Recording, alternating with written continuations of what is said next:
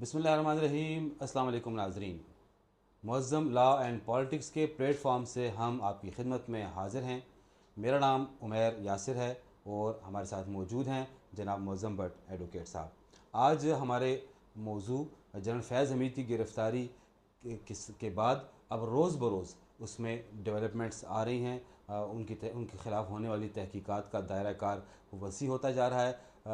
बाकायदा तौर पे तस्दीक शुदा तौर पे तो अभी तक कुछ सामने नहीं आया, लेकिन कुछ ऐसे हक़ाइक़ बहुत ज़्यादा सामने आ रहे हैं जिनकी अभी तस्दीक तो नहीं है, जो सिर्फ़ और सिर्फ अंदाज़ों की बुनियाद पर हैं।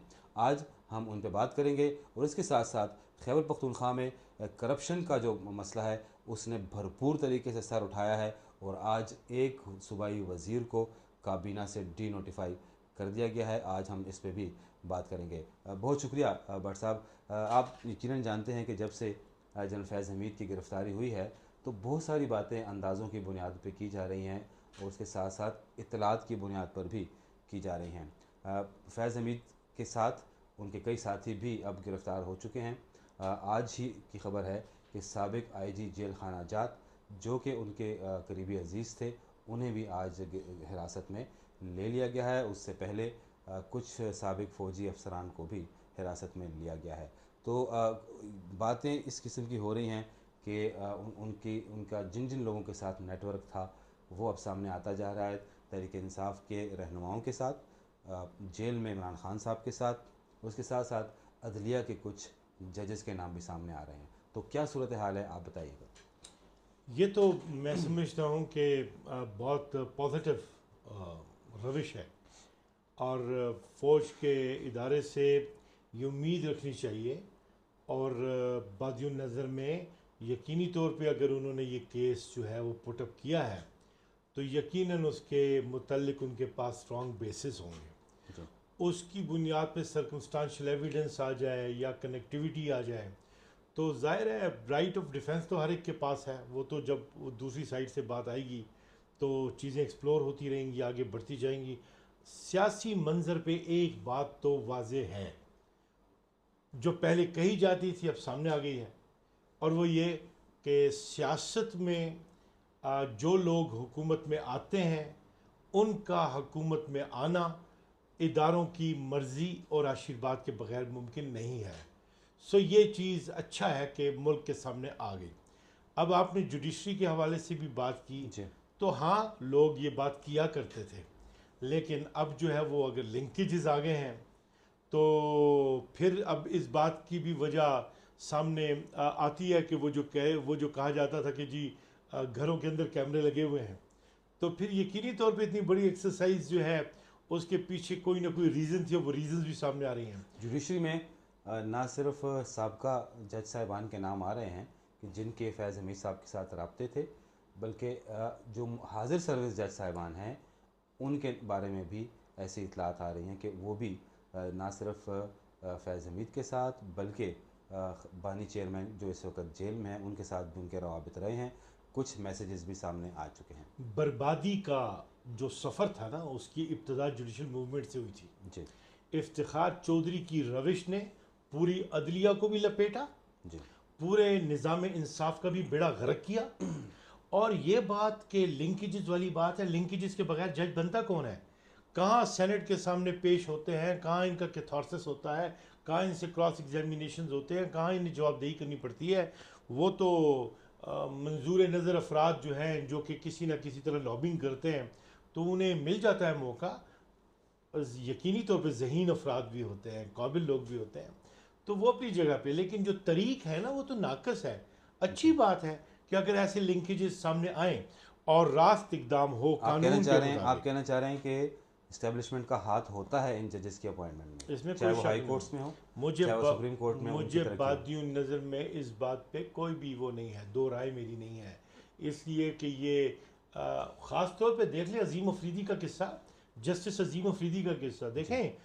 उनका केस उस कमेटी में पुटअप भी नहीं हुआ जिन्होंने उनको इंडोर्स करना था आगे एक साल के लिए, और उन्हें कहा जी करप्शन में मुलविस थी एक्सेट्रा। उस बंदे का पूरा कैरियर का बेड़ा गर्क कर दिया। वो सारी उम्र अदालतों में लड़ता रहा, लेकिन फैक्ट अपनी जगह तब्दील नहीं हुआ। तो ये है ऐसा बिल्कुल। फैज़ हमीद साहब के ساتھ جو کچھ سابق افسران گرفتار ہوئے ہیں، تو کیا سمجھتے ہیں یہ اب حالات کس طرف جائیں گے؟ روز بروز تحقیقات میں نئی سے نئی بات سامنے آ رہی ہے۔ ملک کے لیے اچھا ہے ڈیو پروسیس ہو، اور ان لوگوں کو چاہیے گریس کے ساتھ کیسز کا سامنا کریں۔ انصاف میں انتقام نہیں ہونا چاہیے، وہ چاہے ادارہ عدلیہ کا ہو، چاہے اب اگر فوجی نظم چلے، لیکن جو طریقہ کار عدل موجود ہے اس میں بدنیتی نہیں ہونی چاہیے، اور اگر انصاف ہوا تو یہ ملک کے لیے تحریک اچھا ہوگا۔ انصاف کے چیئرمین ہیں بیرسٹر گوہر صاحب، انہوں نے آج بھی بیان دیا ہے اور اس سے پہلے بھی وہ اپنے آپ کو ڈسٹینس کر رہے ہیں فیض حمید صاحب سے۔ وہ کہہ رہے ہیں کہ فوج کا انٹرنل معاملہ ہے، ظاہر ہے یہ فیض حمید صاحب اور تحریک انصاف کا تو ایک بڑا گہرا تعلق رہا ہے، وہ ثابت بھی ہو چکا ہے، لیکن اب ہم دیکھ رہے ہیں کہ تحریک انصاف پیچھے ہٹ رہی ہے۔ دیکھیے اگر بیرسٹر صاحب نے اپنی پوزیشن یہ لی ہے تو یقینی طور پہ آئین اور قانون کو مد نظر رکھتے ہوئے ہی لی ہے نا، تو جیسے جیسے معاملات سامنے آئیں گے تو رائے سامنے آئے گی نا، جی اس پہ اپنا ان پٹ لایا جا سکے گا۔ سو میں سمجھتا ہوں کہ ان کی ذمہ دارانہ اسٹیٹمنٹ ہے۔ اچھا، اب بڑھتے ہیں اپنے دوسرے موضوع کی جانب۔ بٹ صاحب، خیبر پختونخوا میں جو کرپشن کا جو شور ہے وہ اس وقت کھل کے اس وقت سامنے آ چکا ہے۔ آج ایک وزیر ہیں شکیل صاحب، انہیں ڈی نوٹیفائی کر دیا گیا ہے، انہیں کابینہ سے نکال دیا گیا ہے، حالانکہ وہی اس کرپشن کی آواز سب سے پہلے اٹھانے والے وہی تھے۔ خان صاحب سے جیل میں انہوں نے ملاقات کی اور کچھ معاملات سامنے لائے۔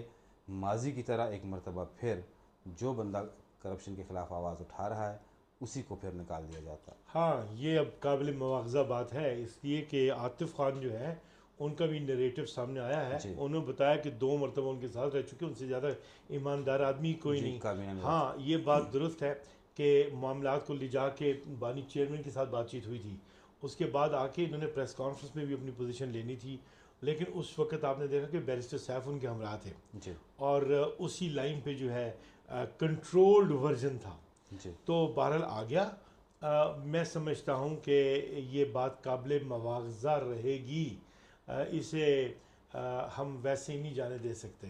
تحریک انصاف کا نیریٹو ہی کرپشن کے خلاف ہے، جی اور ہم دیکھتے ہیں کہ دوسروں کے الزامات سے پہلے ماضی میں بھی ایسا ہوتا رہا، اور مخالف جماعتوں کے الزامات سے پہلے ہی پارٹی کے اندر سے ہی آوازیں اٹھنے لگتی ہیں کہ بھئی ہماری حکومت میں فلاں دیکھو کرپشن کر رہا ہے۔ اور اس وقت بھی جو کمیٹی ہے جو بنائی گئی ہے 3 افراد پہ مشتمل، انہوں نے بھی شکیل خان کو ہٹانے کی سفارش کی ہے اور مزید وزراء کو بھی پیش ہونے کا انہوں نے حکم دیا ہے۔ I want to be very street.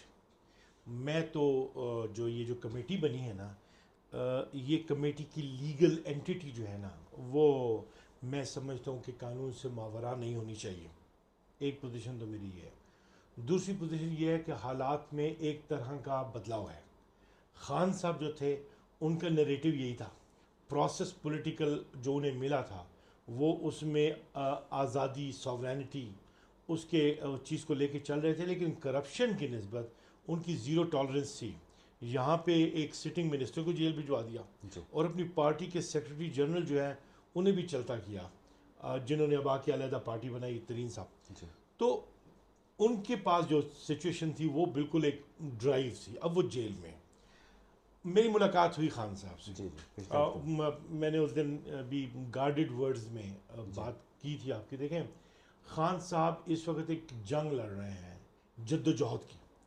لوگ ان کے پاس جا رہے ہیں اس وقت، کوئی وزیر بننا چاہتا ہے، کوئی مراعات لینا چاہتا ہے، کوئی سفارش کروانا چاہتا ہے، کوئی نام نہاد کمیٹیاں بنوانا چاہتا ہے۔ جی، اب یعنی موقع اور پہ خان بات صاحب جو کرنے، کمیٹیاں بناتے ہیں وہاں خیبر پختونخوا میں آ کے اس میں تبدیلی کر دی جاتی دیکھیے تبدیلی کیا، آپ جنید اکبر کو دیکھ ہے۔ لیں، جنید اکبر کو کمیٹی میں اور رکھا تھا خان صاحب۔ جنید اکبر کو دیکھ لیں، جن کا مواخذہ ہونا چاہیے، جی ان کے لیے آپ کمیٹیاں بنا رہے ہیں۔ انہی کی کمیٹیاں، پہلے تو ان لوگوں کی تطہیر کی جائے نا، جی کہ یہ ماورا وہ فرشتے آسمان سے اترے ہوئے ہیں جن کا کردار اور شخصیت بالکل واضح ہے شیشے کی طرح، اور وہ اہل ہیں کہ یہاں پہ آ کے امام ابو حنیفہ کی طرح کا انصاف کر سکتے ہیں، پھر تو بات بنتی ہے نا۔